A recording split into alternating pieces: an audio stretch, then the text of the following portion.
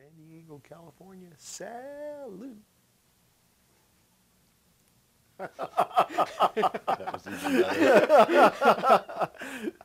Hi, my name is Dave Georgeson. I'm the Director of Development, that's what I am, for the EverQuest franchise here at Sony Online Entertainment.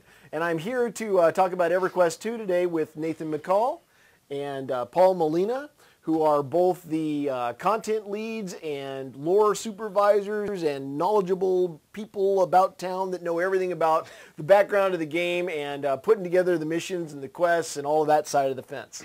That's an official title, by the way. It's really long. Why doesn't it cards like that big? Yeah, pretty much that. So what we're going to do is talk a little bit about the upcoming Qeynos update, which comes out next Tuesday, right? Oh, is it that soon?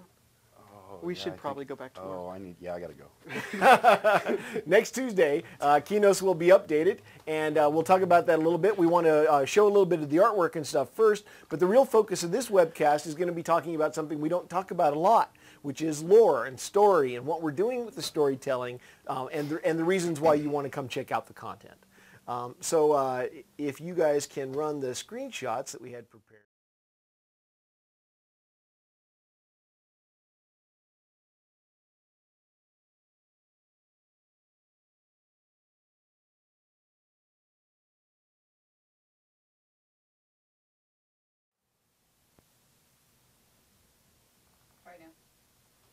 So that little commercial break, we fired the sponsor, so we're back to the show now. What we're doing is we put a lot of effort into the artwork, of course, for Qeynos, and of course we had also redone Freeport. But the difference, the visual difference between Freeport, old and new, and the difference between old and new Qeynos are substantially different. They're not as dramatic for Qeynos.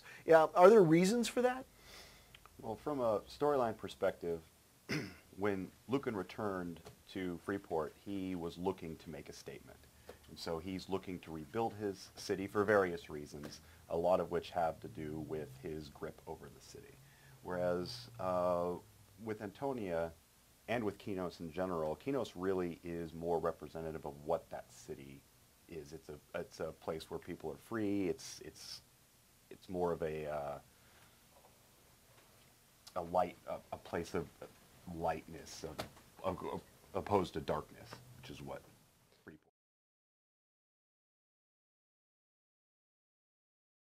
Dramatically. Yeah. He needed to make a huge change. No sound again. You have sound. Oh, we have sound. Okay. So he needed to make a huge change there in Freeport, whereas Antonia really didn't have to make that big of a change. He made it to really let the people feel like they were safe and in a place that was good for them. He was consolidating his power. Yeah, it's a measure of control. Yeah, whereas she does not need to do that. She is making it better. Yeah.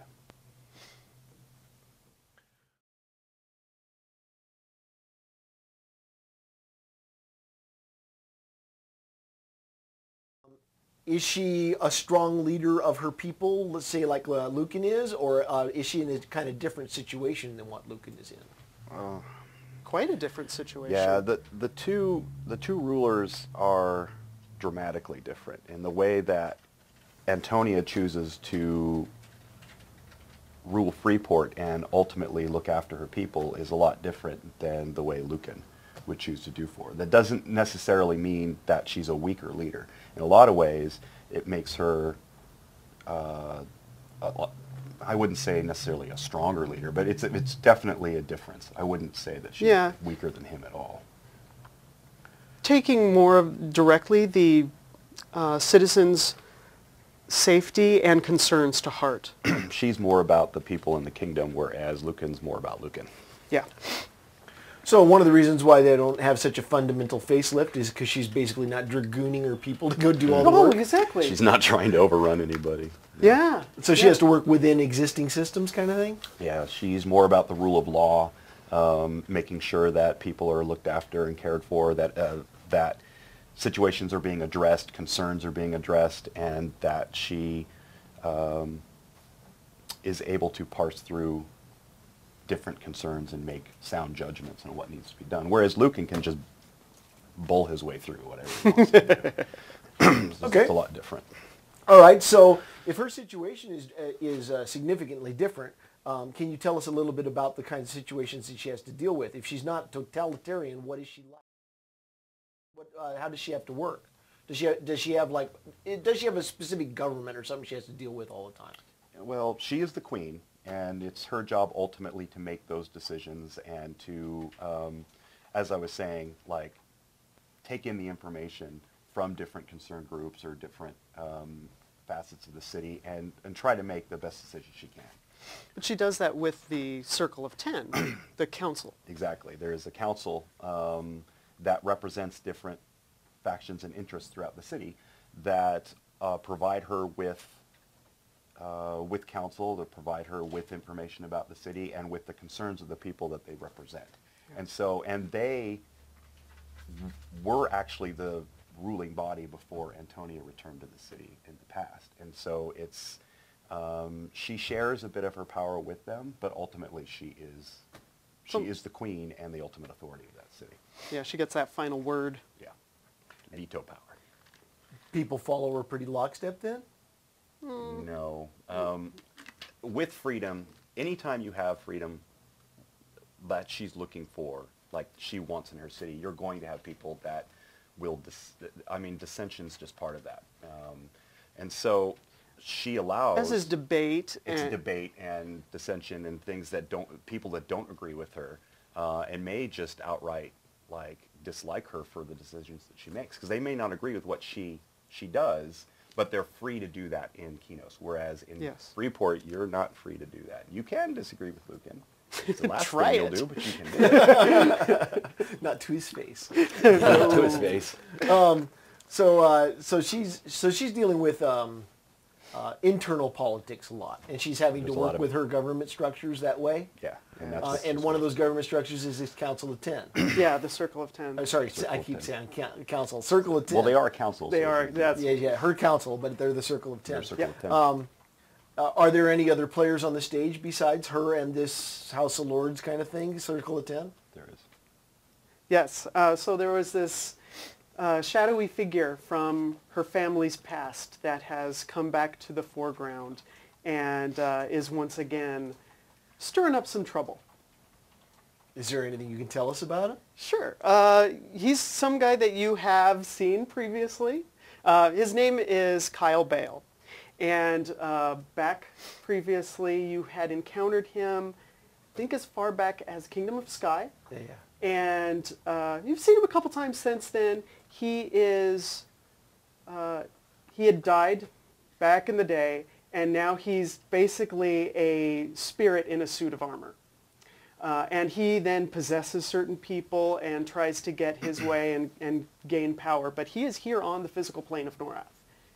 Oh, wait. So you're saying he's a suit of armor, and he's trying to come back to power by possessing people? Well, he has already possessed some people and tried to achieve certain ends through this. But right now, he is making a play for the throne and causing some stir by approaching people that are already unhappy with her and the situation, how they've lost personal power. Like maybe some people on the circle? There might be a couple there. Yeah. They might be a little bitter. Yeah. So does she know it's happening? Does she know he's around? Yes.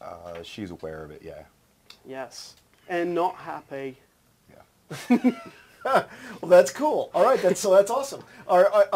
So we've got that stuff going on, and then of course there's all the combined army stuff that's going on, where she's sending off her forces to go with Lucan to deal with the whole part of the overarching storyline. Yeah. Yeah. Where a lot of her army is off as part of this combine. Right now they're in Withered Lands.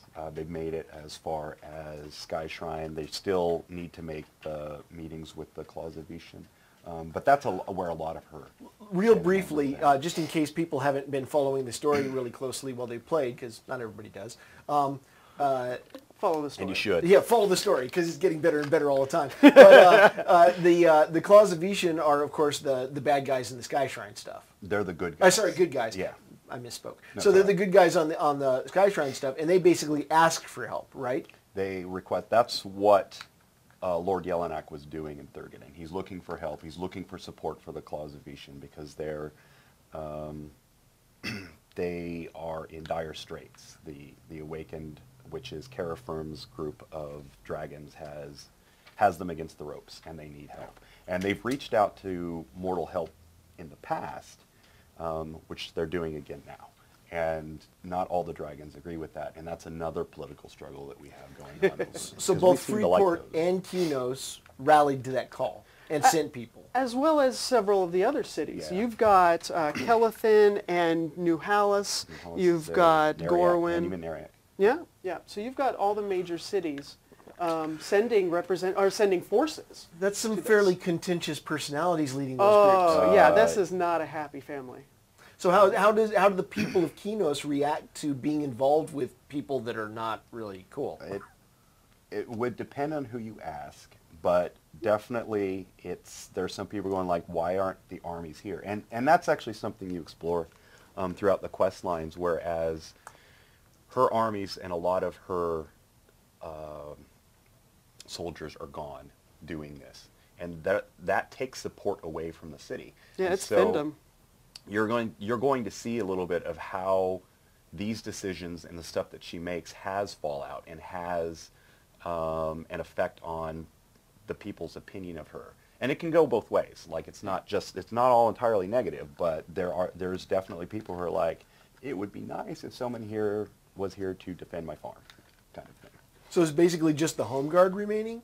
It's just the home guard. So everybody else is out in the Castle Guard. field. Most everybody else is gone. Yeah. So she has political intrigue happening inside the court and possibly even somebody who wants her throne directly. Uh-huh.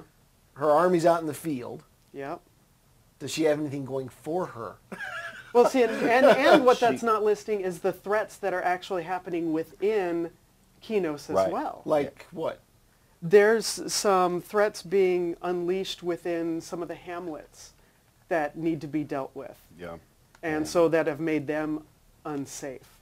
Oh, right, and you're not talking about that right now because that's stuff that gets revealed during the That game. comes through in the storyline. Yeah. But there's stuff some like that. serious dangers. Right, and stuff right. going So on. then It has a there's lot to even do with it. more things that are splitting the protective forces up even further. So it's a lot. She is definitely under a lot of pressure, and that's something that we explore. And you get to see how it affects her, how it affects the city, and how it affects those both on her side and against her. And we thought it was pretty compelling stuff. So Qeynos was originally like level 1 to 15 content. There was some stuff in the neighborhoods and stuff, or we didn't call them neighborhoods, they were hamlets, right? Hamlets. So that's going on, and of course now there's a lot more quests and stuff in there. Yes. What kind of level range is there when you go to Qeynos now? What's the level range? We mirrored what was in Freeport, so you effectively start. Oh, well, you can start at level 1 because all of the racial quests are level 1. Yep. And They that scale from 1 to They scale 100. 1 to millions, whatever, whatever we decide to make the level. And then your level 80 content is where the end storylines take place. And there's content all the way up through there? Yeah, 20, Like 40, just like in 60, Freeport? 80. 40, 60, 80. That's awesome. That get unlocked along the way, yes. Yeah. How many quests? There is 103 new quests in all of Qeynos. Nice. That is 37 storyline quests. Those 37 are available to everyone of good alignment, but they open up at different level increments, as we were talking about previously. There's also 24 archetype-specific quests, so that's 6 specific per class archetype, and then 42 racial-specific quests. That's 3 per race. So That if I can be go in played there as an elf, Qeynos. I get different racial quests than I would if I go in as a dwarf, so on and so forth. Yes. Yeah. That's cool. Yeah. So basically, there's a lot of content regardless of how many alts I have. I can keep going back Oh in yeah, there and look at stuff. and you'll get a different experience, or you'll see like the same event from a different point of view. Yeah, and that's the other thing that Qeynos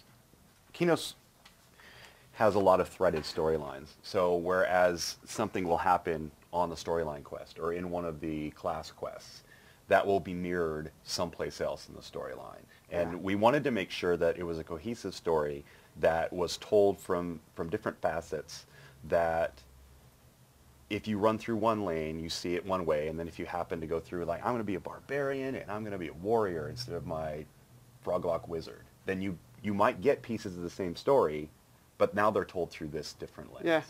And so we did that to make sure the story comes more alive that way. It feels more, like I said, more threaded, more cohesive. Like, it just makes the city feel like it's integrated better. The one that I really thought was a great example was the Erudite quest. If you go through the Erudite racial quest and then you go through the Karen racial quest, there is a very clear collision of those storylines. And they definitely come together at a certain point. Well, that sounds really cool. We're starting to get close to running out of time here. Is there anything in summary that you'd like to mention that you think is particularly interesting or cool about Qeynos? Something that people should go and immediately look for when they arrive? Like, is there a quest giver or something like you go look for You'll right away? want to talk to Mararshar first, who's in Qeynos Harbor, and he will start you on the storyline course. In fact, he'll guide you through. Yeah. He'll be the guy that you go back to repeatedly Yeah. to try and be like, okay, where do I pick up now? All right, Yeah. and give you the little meanwhile, and then get you back on track again. Yeah. I've seen some of the feedback on the test forums, and some of it has been fantastic. People talking about the level 80 content and some of the stuff that goes on, the high level stuff and how amazing it is and everything like that. Are you guys? Test server was amazing. They have been great. I love test server. They've been so awesome. Gave us lots of good feedback this time. They really did. Great. It's absolutely great. So it sounds like something that everybody should check out. It's fairly level agnostic. It's available for all levels. Yeah. And there's a ton of content, obviously. And if you've got alts at any level, they can come back through and check stuff out. Yes. Yeah. And then we're figuring out new ways to get more information out there. And I know that there's some improvements that are coming along down the way that'll make some of this stuff even better. But that'll come out in a few weeks after we release this. And we'll talk about that later. And then, of course, just to put a little caveat on it, a week or so after this comes out, we're still planning to release SOE Moat. So that's around the corner, too. So there's a lot of stuff that's going on right now inside EverQuest 2. And, of course, the expansion tidbits and details will start to come out in the next couple of months. Or next month or so. Is there anything else you'd like to add here before we wrap up? No, I think that's good. I'm good. Okay. Well, thanks very much. We appreciate you coming by. We look forward to Qeynos Rises next Tuesday. And this is us signing off for EverQuest 2. Thank you.